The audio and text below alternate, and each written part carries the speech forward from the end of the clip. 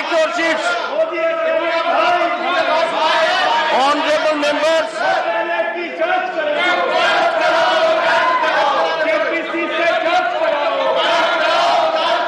Honorable members, take your seats.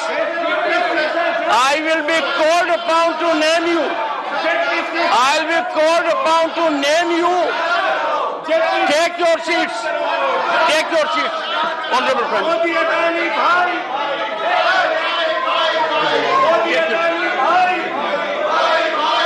Honorable Prime Minister.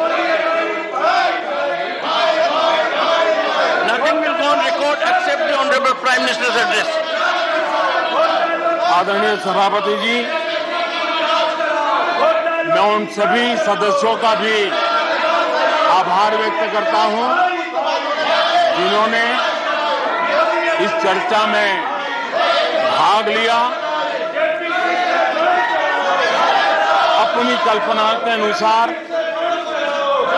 चर्चा को विस्तार देने का प्रयास भी किया और इसलिए मैं सदन में हिस्सा लेने और चर्चा में हिस्सा लेने वाले सभी आदरणीय सदस्यों का धन्यवाद करता हूं। आदरणीय सभापति जी, ये सदन राज्यों का सदन है। बीते दशकों में अनेक बुद्धिजीवियों ने इस सदन से देश को दिशा दी है, देश का मार्गदर्शन किया। इस सदन में अनेक साथी ऐसे हैं जो अपने व्यक्तिगत जीवन में भी बहुत कुछ सिद्धियां प्राप्त की हुई हैं, अपने व्यक्तिगत जीवन में बहुत बड़े काम भी किए हुए हैं और इसलिए इस सदन में जो भी बात होती है उस बात को देश बहुत गंभीरता से सुनता है और देश उसे बहुत गंभीरता से लेता है। सदस्यों को मैं यही कहूंगा, कीचड़ उसके पास था, कीचड़ उसके पास था, मेरे पास गुलाल।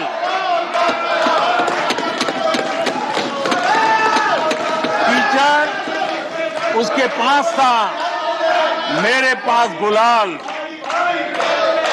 जो भी जिसके पास था उसने दिया उछाल।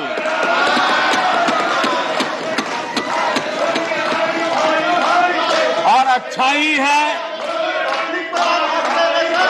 जितना कीचड़ उछालोगे कमल उतना ही ज्यादा खिलेगा।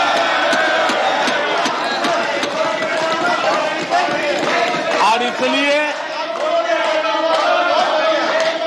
कमल खिलाने में आपका प्रत्यक्ष परोक्ष जो भी योगदान है, इसके लिए मैं उनका भी आभार व्यक्त करता हूं।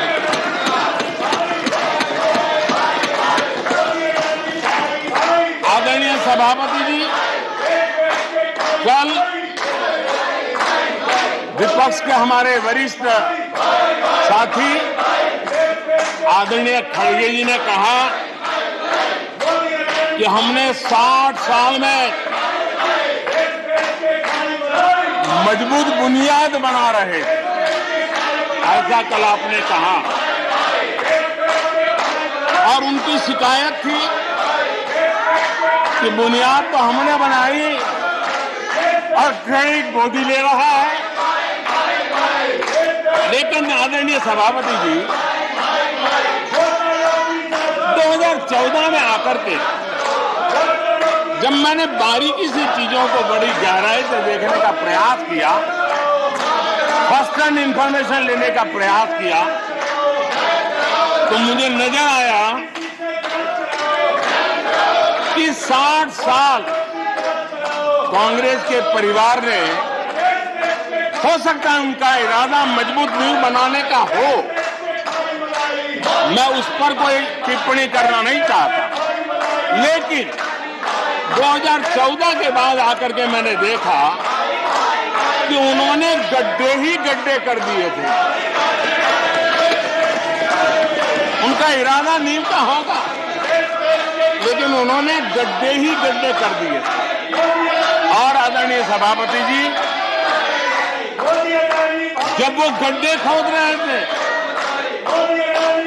6-6 दशक बर्बाद कर दिए थे, उस समय दुनिया के छोटे छोटे देश भी सफलता के शिखरों को छू रहे थे, आगे बढ़ रहे थे।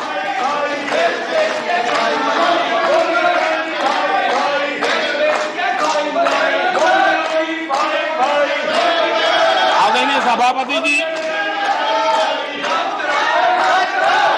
उनका तो वो साल इतना अच्छा माहौल था कि पंचायत से लेकर के पार्लियामेंट तक उन्हीं की दुनिया चलती थी। इतना देश भी अनेक आशा अपेक्षाओं के साथ आंख बंद करके उनका समर्थन करता था, लेकिन उन्होंने इस प्रकार की कार्यशैली विकसित की, इस प्रकार का कल्चर विकसित किया कि जिसके कारण वे एक भी चुनौती का परमानेंट सॉल्यूशन करने का न कभी सोचा, न कभी उनको सूझा, न कभी उन्होंने प्रयास किया।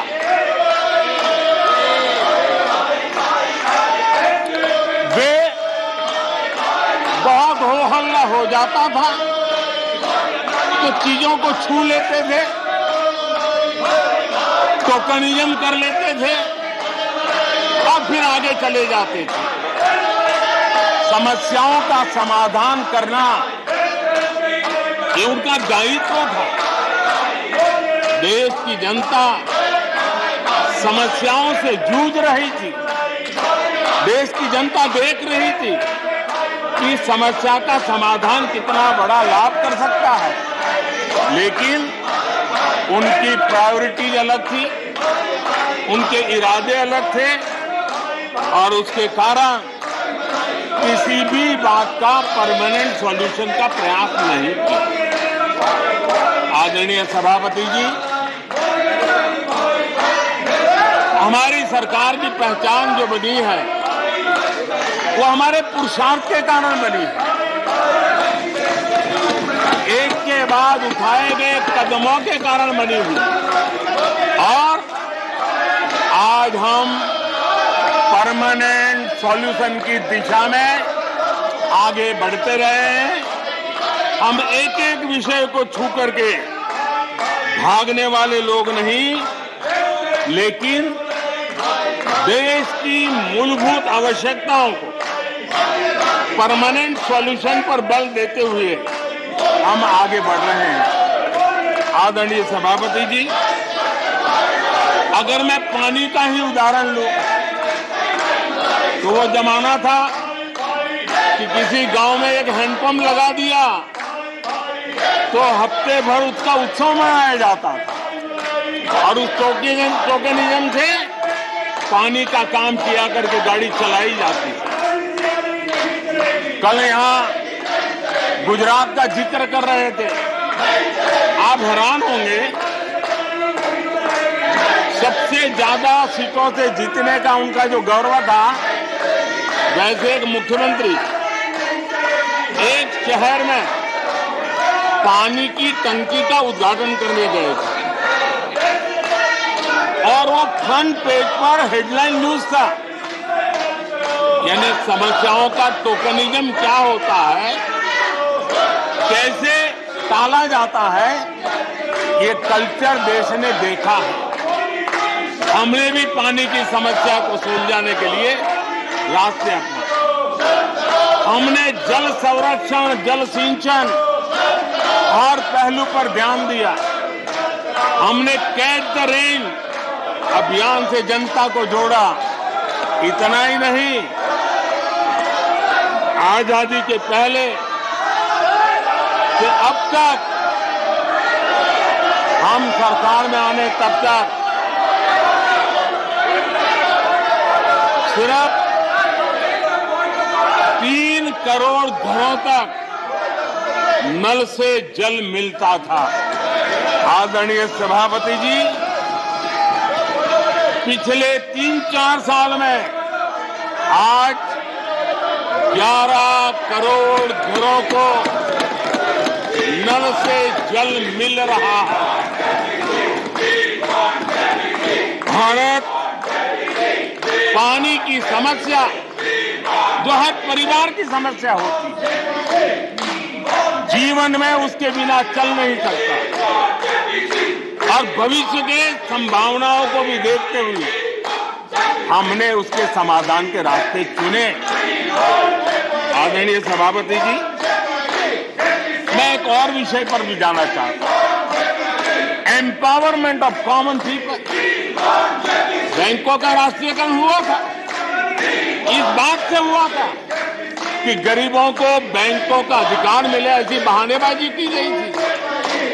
लेकिन इस बैंक देश के आधे से अधिक लोग बैंक से दरवाजे तक नहीं पहुंच पाए। हमने परमानेंट सॉल्यूशन निकाला और जनधन अकाउंट का अभियान चलाया, बैंकों को मोटिवेट किया, ऑन बोर्ड लिया। पिछले 9 साल में ही 48 करोड़ जनधन बैंक खाते खोले गए। इसमें 32 करोड़ बैंक खाते ग्रामीण और कस्बों में हुए हैं, यानी देश के गांव तक प्रगति की मिसाल को ले जाने का प्रयास हुआ। कल खड़गे जी शिकायत कर रहे थे कि मोदी जी बार बार मेरे चुनावी क्षेत्र में आते हैं। वो कह रहे थे मोदी जी कलबुर्गी आ जाते हैं। मैं जरा खड़गे जी को कहना चाहता हूं, मैं आता हूं उसकी शिकायत करने से पहले ये भी तो देखो कि कर्नाटका में 1,70,00,000 जनधन बैंक अकाउंट खुले हैं। इतना ही नहीं, उन्हीं के इलाके में कलबुर्गी में 8 लाख से ज्यादा जनधन खाते खुले हैं। अब सभापति जी बताइए, इतने बैंक के खाते खुल जाए, इतना एम्पावरमेंट हो जाए, लोग इतने जागरूक हो जाए, और किसी का इतने सालों के बाद खाता बंद हो जाए, तो उनकी पीड़ा मैं समझ सकता हूं। और बार बार उनका दर्द झलकता है, और मैं तो हैरान हूं। कभी कभी यहां तक कह देते हैं एक दलित को हरा दिया। अरे भाई, उसी इलाके की जनता जनार्दन है, उसने दूसरे दलित को जीता दिया। अब आपको जनता नकार दे रही है, आपको हटा रही है, आपका खाता बंद कर रही है, और आप रोना यहां रो रहे हो। आदरणीय सभापति जी,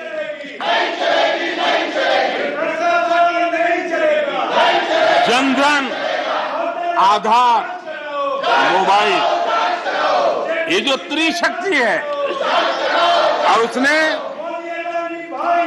सीधा डायरेक्ट बेनिफिट ट्रांसफर, उस योजना के तहत पिछले कुछ वर्षों में 27 लाख करोड़ रुपया इस देश के नागरिकों के बैंक खातों में ट्रांसफर किया, हितधारकों के खातों में ट्रांसफर किया है। और मुझे खुशी है कि डायरेक्ट बेनिफिट ट्रांसफर, ये टेक्नोलॉजी का उपयोग करने के कारण इस देश के 2 लाख करोड़ रुपए से ज्यादा पैसे जो किसी इकोसिस्टम के गलत हाथों में जाता था वो बच गया है। देश की बहुत बड़ी सेवा की है। और मैं जानता हूं जिस इकोसिस्टम के सागरिकों को, केले चपाटों को जो 2 लाख करोड़ की ऐसी फायदे मिलते रहते थे, उनका चिल्लाना भी बहुत स्वाभाविक है।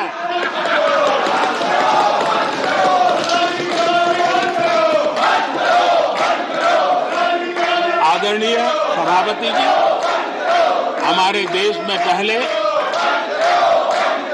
परियोजनाएं अटकाना, लटकाना, भटकाना, ये उनकी कार्य संस्कृति का हिस्सा बन गया था।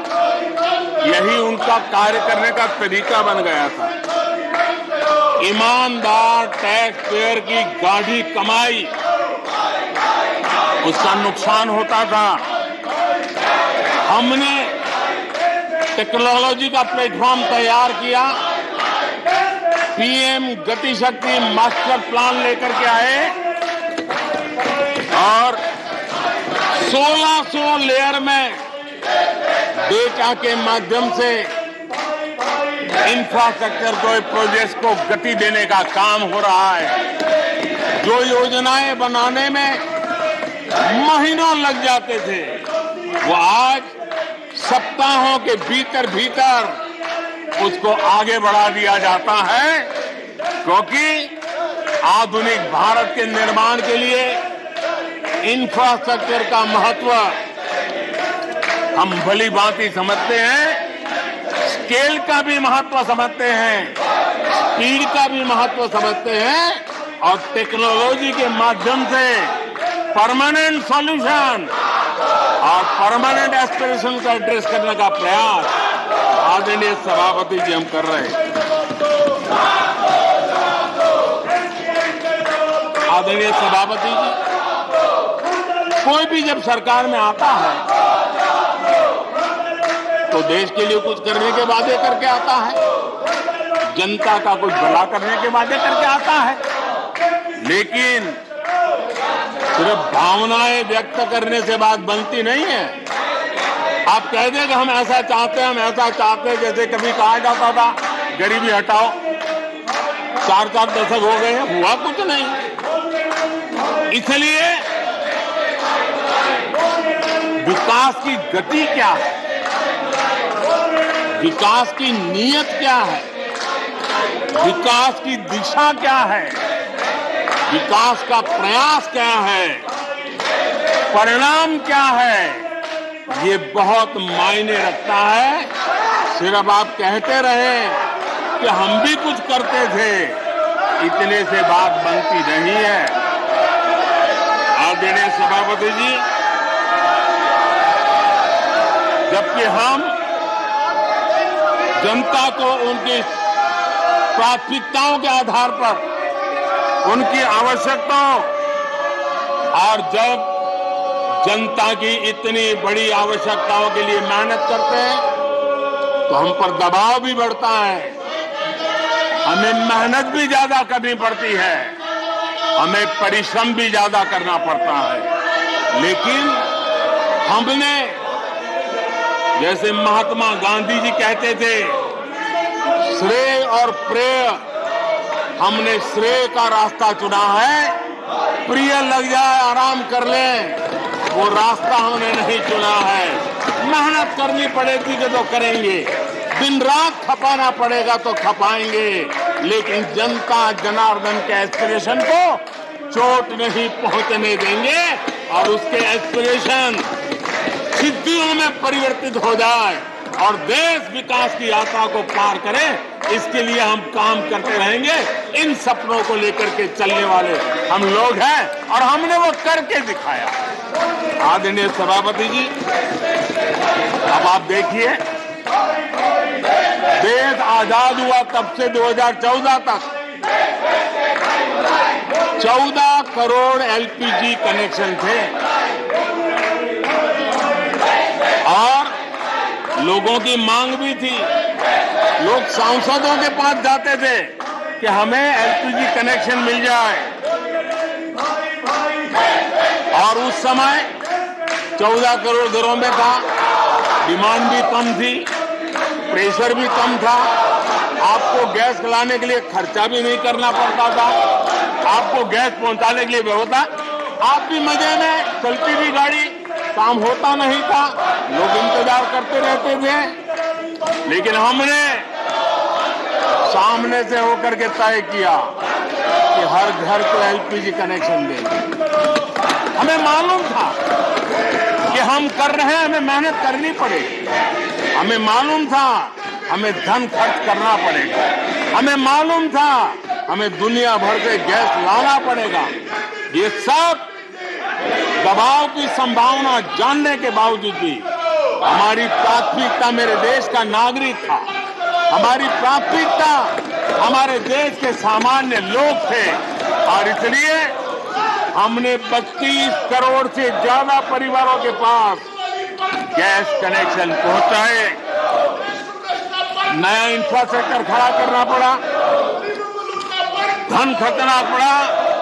आदरणीय सभापति जी, इस एक उदाहरण से आप समझ सकते हैं कि हमें कितनी मेहनत करनी पड़ी होगी, लेकिन हमने आनंद के साथ, संतोष के साथ, गर्व के साथ इस मेहनत को किया और मुझे खुशी है कि सामान्य मानवी को उसका संतोष मिला।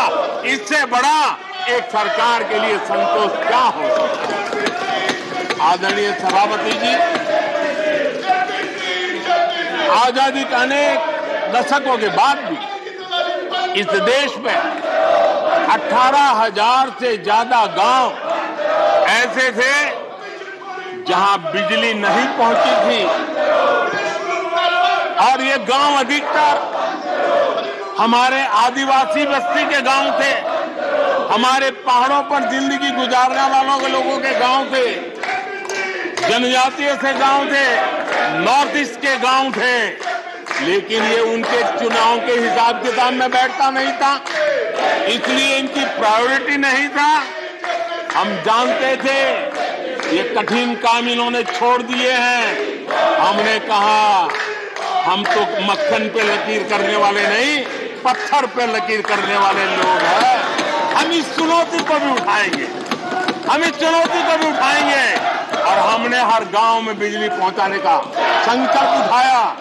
समय सीमा में 18,000 गांवों में बिजली पहुंचाई और उस चुनौतीपूर्ण काम करने के पीछे गांवों में एक नई जिंदगी की अनुभूति हुई, उनका विकास तो हुआ, लेकिन सबसे बड़ी बात हुई देश की व्यवस्था पर उनका विश्वास बढ़ा और विश्वास बहुत बड़ी ताकत होती है। जब देश के नागरिकों का विश्वास बनता है तब वो लाखों करोड़ों गुना एक सामर्थ्य में परिवर्तित हो जाता है। वो विश्वास हमने जीता है और हमने मेहनत की, हमें मेहनत पड़ी, लेकिन मुझे खुशी है उन दूर दराज के गांवों को आजादी के इतने सालों के बाद नई आशा की किरण दिखाई दी, संतोष का भाव प्रकट हुआ और वो आशीर्वाद आज हमें मिल रहे हैं। आदरणीय सभापति जी, पहले की सरकारों में कुछ घंटे बिजली आती थी, कहने को तो लगता था बिजली आ गई, गांव के बीच में खंभा डाल दिया तो हर साल उसकी संवत्सरी मनाते थे, फलानी तारीख को खंभा डाला गया था, बिजली तो आती नहीं थी। आज बिजली पहुंची इतना ही नहीं, औसत हमारे देश में 22 घंटे बिजली देने के प्रयास में हम सफल हुए हैं। हमें इस काम के लिए नई ट्रांसमिशन लाइनें लगानी पड़ी, हमें नए ऊर्जा उत्पादन के लिए काम करना पड़ा, हमने सौर ऊर्जा की ओर जाना पड़ा, हमें रिन्यूएबल एनर्जी का नए क्षेत्र खोजने पड़े। हमने लोगों को उनके भाग्य पर नहीं छोड़ दिया, राजनीतिक फायदे घाटे की बात नहीं सोची। हमने देश का आने वाली कल उज्जवल बनाने का रास्ता चुना। हमने खुद के लिए दबाव बढ़ाया, लोगों की मांग बढ़ने लगी, दबाव बढ़ने लगा। हमने मेहनत वाला रास्ता चुना और इसके नतीजे आज देश देख रहा है। देश ऊर्जा के क्षेत्र में प्रगति की ऊंचाइयों को प्राप्त कर रहा है। आदरणीय सभापति जी,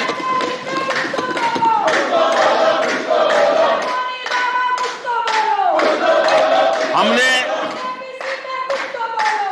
आजादी के अमृत काल में एक बहुत बड़ा हिम्मत भरा कदम उठाया।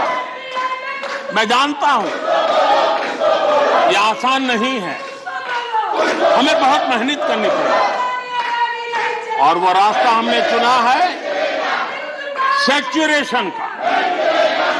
हर योजना के जो लाभार्थी है 100% लाभ कैसे पहुंचे, 100% लाभार्थियों को लाभ पहुंचे, बिना रोक टोक के लाभ पहुंचे।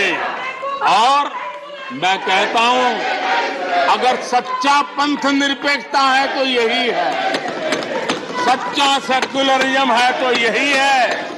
और सरकार उस राह पर बड़ी ईमानदारी के साथ चल पड़ी है। अमृत काल में हमने सैचुरेशन का संकल्प लिया है। 100% लाभार्थियों तक पहुंचने का भाजपा एनडीए सरकार का ये संकल्प है। आदरणीय सभापति जी, ये 100% वाली बात, ये सैचुरेशन वाली बात देश की अनेक समस्याओं का समाधान तो है ही। उस नागरिक की समस्याओं का समाधान इतना ही नहीं है, देश की समस्याओं का समाधान है। एक ऐसी नई कार्य संस्कृति को लेकर के हम आ रहे हैं जो देश में मेरा तेरा अपना पराया उन सारे भेदों को मिटाने वाला रास्ता है। सैचुरेशन वाला हम लेकर के आए। सैचुरेशन तक पहुंचने का मतलब होता है भेदभाव की सारी गुंजाइशें खत्म करना।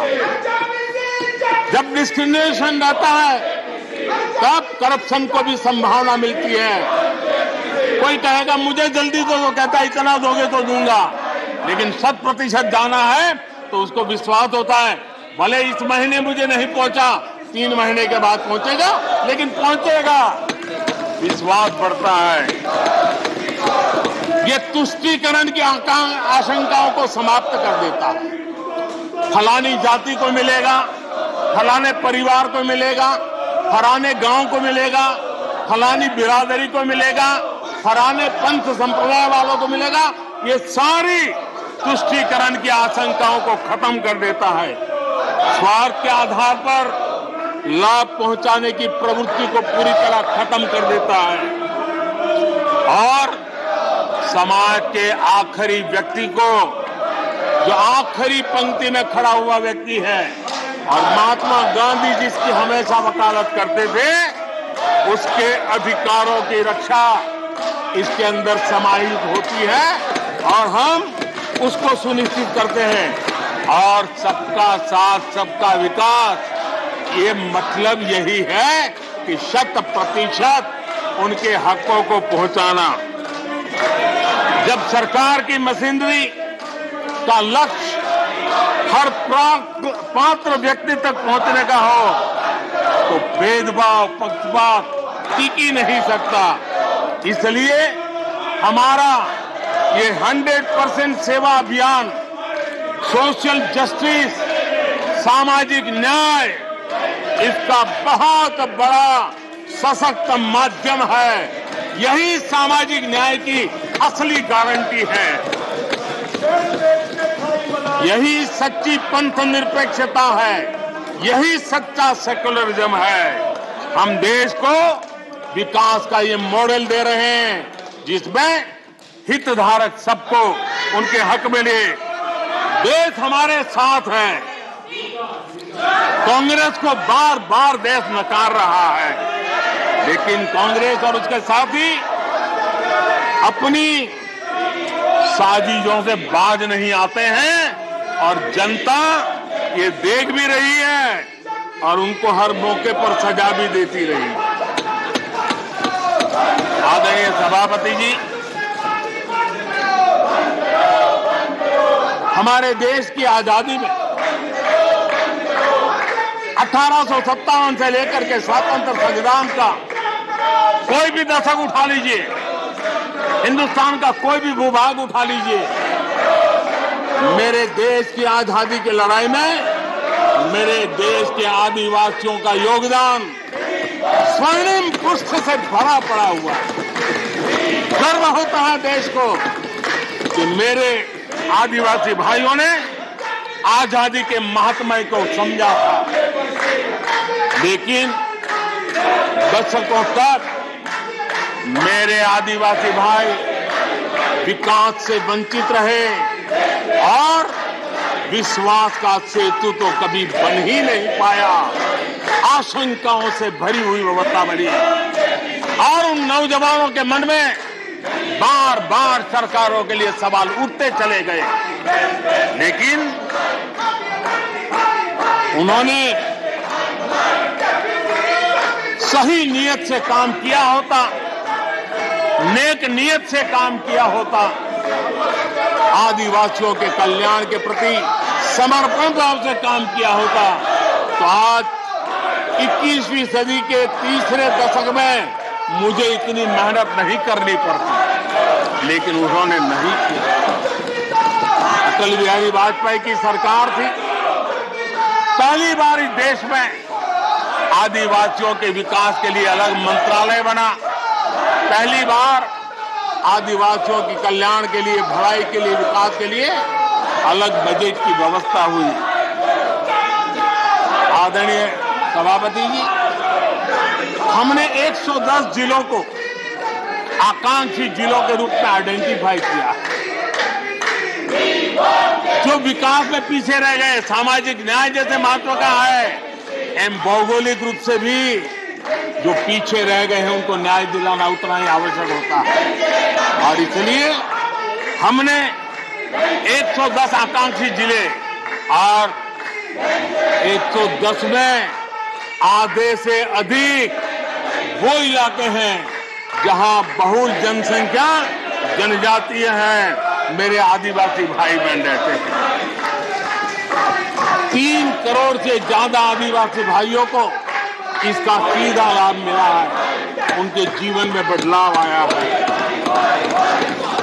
इन क्षेत्रों में शिक्षा, स्वास्थ्य, इंफ्रास्ट्रक्चर, इसमें अभूतपूर्व सुधार हुआ है, क्योंकि हमने 110 जिलों पर विशेष फोकस किया है, उनका रेगुलर मॉनिटरिंग कर रहे हैं। यहां पर हमारे कुछ माननीय सदस्यों ने ट्राइबल सब प्लान की बात का जिक्र किया था। मैं ऐसे साथियों का अनुरोध करता हूं कि जरा समय निकाल करके किसी पढ़े लिखे व्यक्ति की मदद लेकर के बैठिए, जो बजट को अध्ययन कर सकता है, थोड़ा समझा सकता है, और आप देखेंगे तो पता चलेगा कि बजट में शेड्यूल्ड ट्राइब कंपोनेंट फंड्स, इसके तहत 2014 के पहले की तुलना में 5 गुना अधिक वृद्धि हुई है।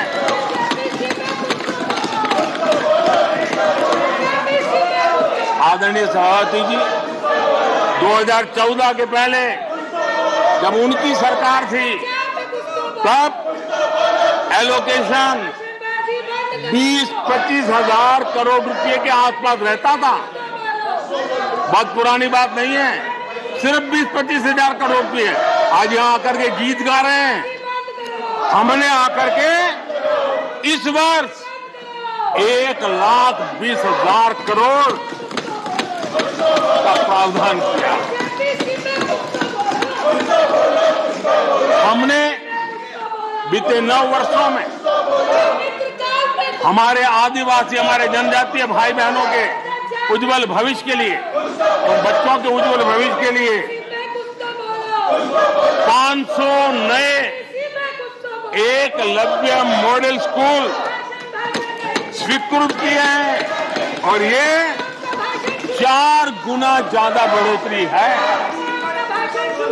इतना ही नहीं, स्कूलों में टीचर, स्टाफ, इस बार हमने 38,000 नए लोगों के रिक्रूटमेंट का, हमने भर्ती का इस बजट में प्रावधान किया।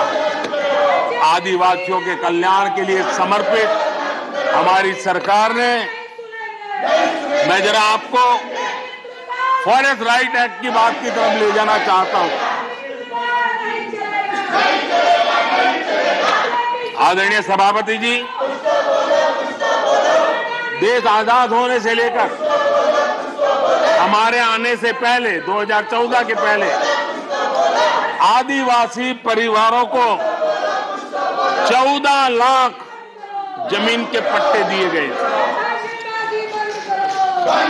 पिछले 7-8 वर्षों में हमने 7 लाख नए पट्टे दिए। यह अभूतपूर्व काम हुआ है। हमारे आने से पहले 23,000 सामुदायिक पट्टे दिए गए थे, 23,000। हमारे आने के बाद 80,000 से अधिक सामुदायिक पट्टे दिए गए हैं। लिप सिंपैथी बता करके आदिवासियों की भावनाओं के साथ खेलने के बजाय अगर कुछ किया होता तो आज मुझे इतनी मेहनत न करनी पड़ती और ये काम पहले आराम से हो जाता, लेकिन ये उनकी प्रायोरिटी में नहीं था। आदरणीय सभापति जी, इनकी अर्थनीति, उनकी समाज नीति, उनकी राजनीति वोट बैंक के आधार पर ही चलती रही और उसके कारण समाज की जो बेसिक ताकत होती है, स्वरोजगार के कारण देश की आर्थिक गतिविधि बढ़ाने वाला जो सामर्थ्य होता है, इन्होंने हमेशा नजरअंदाज कर दिया। उनको वो इतने छोटे लगते थे, इतने बिखरे हुए लगते थे, तो उसका उनको कोई मूल्य ही नहीं था।